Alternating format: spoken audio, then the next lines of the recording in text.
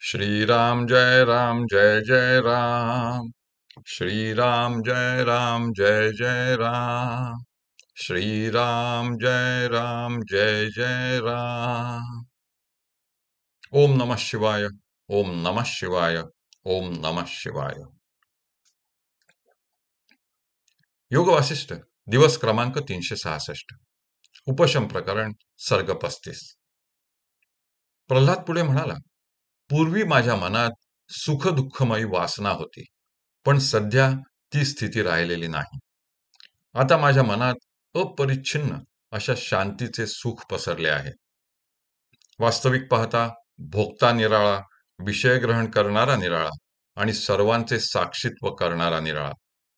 अशी स्थिती असतानाही त्या सर्वांचे ऐक्य मानून त्यांचा आत्म्यावर आरोप करणे हा केवढा मूर्खपणा आहे. कोणत्या इंद्रजालिकाचे वा जादूगाराचे हे चातुर्य असावे बरे?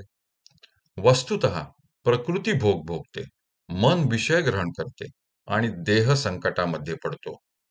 म्हणजे प्रकृत्यादिकांनी या सर्व गोष्टींचा आरोप आत्म्यावर केला आहे आणि हा त्यांचा मूर्खपणा आहे.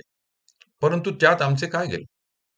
माझ्या स्वतः संबंधाने पाहिले तर मला भोग भोगण्याची इच्छा नाही आणि त्यांचा त्याग करण्याची देखील इच्छा नाही. जे येणार असेल ते येवो आणि जे जाणार असेल ते खुशाल जावो. मी सुखाची अपेक्षा करीत नाही आणि दुःखाची उपेक्षाही करीत नाही. सुखदुःखे खुशाल येवोत किंवा जावोत, मला त्यांच्याशी काय करायचे आहे? देहामध्ये अनेक प्रकारच्या वासना उदय पावोत किंवा त्यांचा अस्त होवो. वास्तविक मी त्यांच्यामध्ये नाही आणि त्याही माझ्यामध्ये नाहीत. एवढा वेळपर्यंत अज्ञानरूपी शत्रूने माझे विवेक सर्वस्व लुटून मला नागविले व मृतप्राय करून टाकले होते. परंतु भगवान श्री विष्णूंच्या अचानक प्राप्त झालेल्या प्रसादामुळे मी कोण आहे याचे मला चांगले ज्ञान झाले असून अज्ञानाच्या तडाख्यातून मी एकदाचा सुटलो आहे. मी शरीरातील अहंकाराच्या पिशाच्याला आत्मज्ञानाच्या मंत्राने नष्ट केले आहे. त्यामुळे माझे शरीर पुण्यकारक व प्रफुल्लित झाले आहे. माझे मोह दारिद्र्य नष्ट झाले आहे. दुराशा दोष क्षीण झाला आहे आणि विवेक धनाची मला विपुल प्राप्ती झाल्यामुळे मी परमेश्वर झालो आहे. मी सर्व ज्ञातव्य जाणले आहे, दृष्टव्य पाहिले आहे आणि जे प्राप्त झाले असता जगात दुसरे काही अप्राप्त असे उरत नाही, ते मला सांप्रत प्राप्त झाले आहे. पूर्व भाग्योदयामुळे मी अत्यंत विस्तृत आणि उन्नत अशा पारमार्थिक भूमीप्रत पोचल्यामुळे सर्व अनर्थ, विषय, मोह, आशा यांचे धुके नष्ट होऊन सर्व दिशा स्वच्छ झाल्या आहेत व उपशम वृक्षाची शीतल छाया सर्वत्र पसरली आहे. श्री विष्णूंची स्तुती, प्रणती, विज्ञप्ती तसेच शम व नियम यांच्या योगाने ह्या भगवान आत्म्याची मला प्राप्ती झाली, त्याचे साक्षात दर्शन झाले आणि त्याचे पूर्ण ज्ञान देखील झाले. अहंकाराच्या अतीत असलेल्या सनातन ब्रह्माचे म्हणजेच भगवान आत्म्याचे ज्ञान मला श्री विष्णूंच्या कृपेने इतक्या दीर्घ कालानंतर प्राप्त झाले.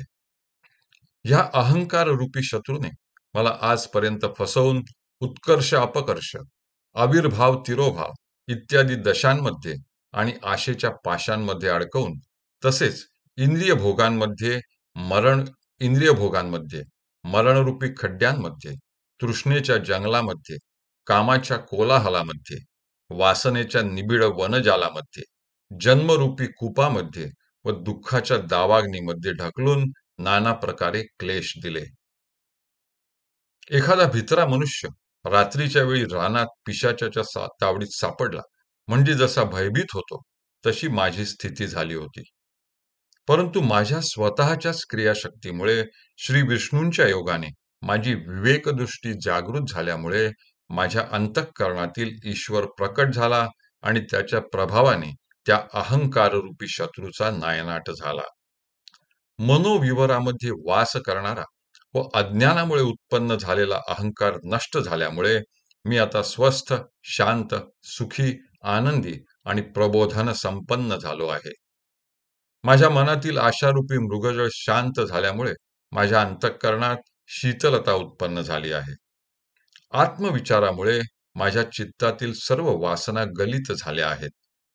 अहंकार असेल तरच मोह, दुःखे, दुराशा, मनोव्यथा, स्वर्ग, नरक, मोक्ष इत्यादी भ्रम संभवतात. कारण चित्रे काढण्याची कल्पना भिंतीवरच संभवते. आकाशात तशी कल्पना संभवत नाही.